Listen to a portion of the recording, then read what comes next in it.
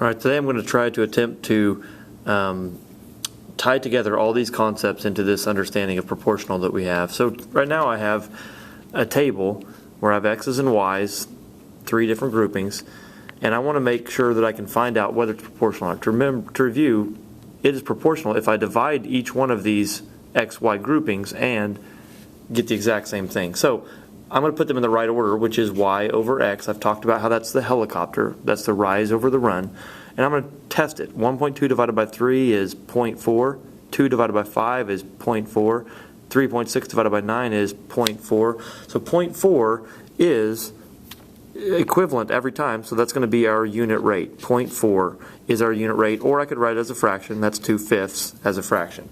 All right, so that is a unit rate. That's the nice thing, is if I can divide my y by my x and it ends up being the same thing every time, first of all, that tells me it's proportional. Second of all, it already sets up my unit rate.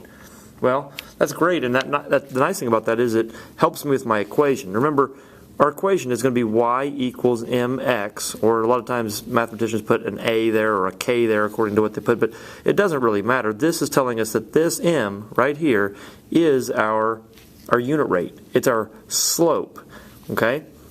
Another thing that we're going to be talking about is it's also called the constant of proportionality, and it's also called the constant of variation.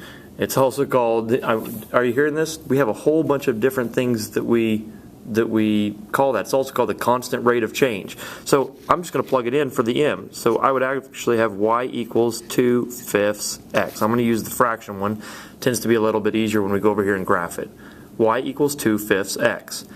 Now, this is an input-output table or a t-table, according to what you want to call it. But I can use this understanding and just plug in different amounts of x and get out different y's. So watch. What is 0 times 2/5? If I plugged in 0 for x, I would get 0. Do you remember that that's the point 0, 0, which makes it proportional? In fact, while I'm at it, let me just go over here and graph 0, 0, the origin. That's what it needs to hit if it's proportional. I put in 1.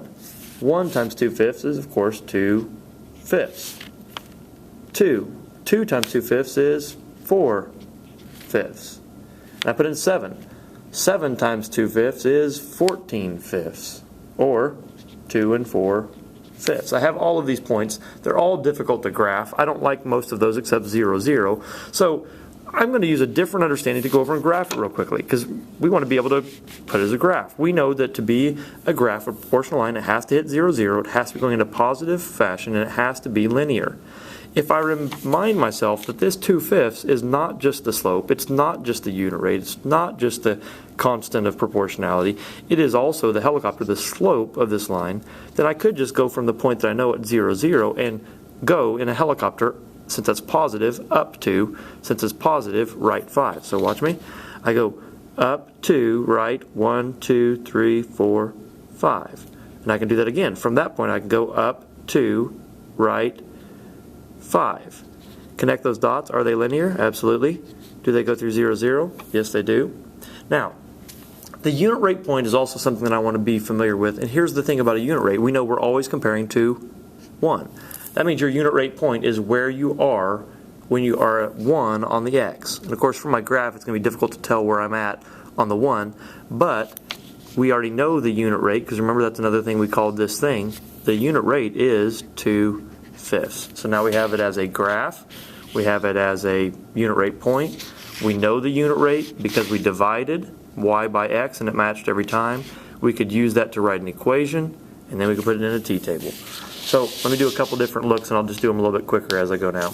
So now they've given me the equation. That tells me already that the unit rate is 5. That also tells me that the unit rate point would be 1, 5. I can now use this understanding to plug in different numbers. I like to use 0, 1, and 2. So 0 times 5 is 0. You see the proportional point, that 0, 0 origin. 1 times 5 is 5. By the way, that 1, 5 is your unit rate point. Let me go ahead and graph it. 1, 5. 2 times 5 is 10. Let me go ahead and graph it. That is 2 on the x, 10 on the y. Is it in a straight line? Yep, goes through the origin. I could also fill this in over here. 5 times negative 2 is negative 10. 5 times 5 is 25. 5 times 8 is 40. We have all sorts of information on that exact same thing. I also could have used this 5 as my helicopter to plot this. Watch me. If I put that 5 over 1, that's how you would write it as a fraction. I could have gone from this point, up 5 in a helicopter, right 1. Up 5, right 1, and it would still continue to do that. Okay?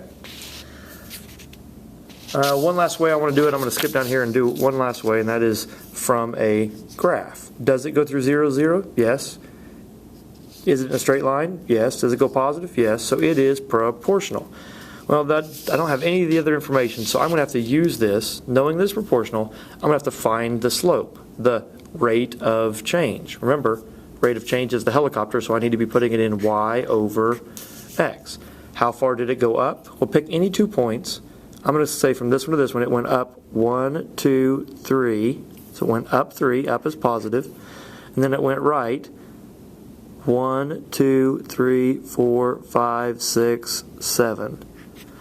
Up 3, right 7. That, by the way, is now your, guess what? It is your unit rate. So we know the unit rate point would be 1 3/7. We know that we could write the equation y equals the unit rate, or the constant of proportionality, or the slope, or the rate of change. Y equals 3/7 x. I could start plugging in numbers like 0, and I might as well teach you this while we're at it. If you have a fraction right here, it's much easier if you pick multiples of the bottom. So I'm going to pick 0, 7, and 14, and you can see what happens here. 0 times 3/7 is 0. There's your proportional origin, right? If I put in 7, watch what happens. Let me just do it down here. 3/7 times 7. Do you see why it's nice to put in multiples of 7? Because they will cross simplify and you get 3. If I put in 14, so now I'm doing 3/7 times 14. Once again, do you see that it's going to cross simplify? 1 and 2, and you end up with 6. All proportional points. And of course, if you're choosing these points, you could do the exact same ones if you wanted. 0, 0, 7, 3, 14, 6. But that gives you an idea of what it looks like as a graph, as a unit rate point, meaning unit rate, how much for 1, what it looks like as a unit rate, a lot of times as a fraction, right? Sometimes as a whole number. What it looks like in an equation, y equals unit rate x. Okay, that's why I will always say in a proportional relationship, the unit rate is the coefficient of x when you go to the equation, right? And then how we can put it in a t-table.